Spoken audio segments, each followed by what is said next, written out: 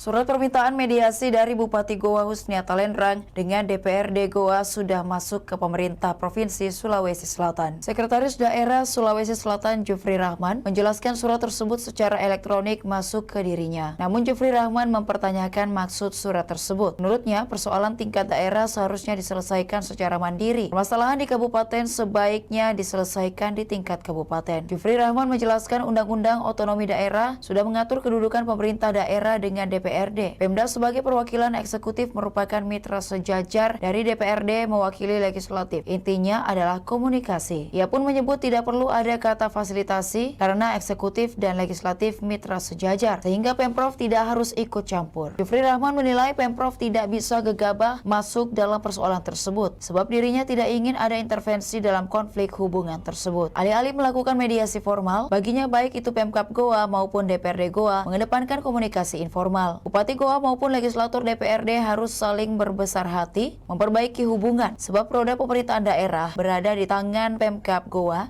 dan DPRD Goa. Demikian Tribun Timur Hot News kali ini. Saksikan berita menarik lainnya hanya di kanal YouTube dan Facebook Tribun Timur.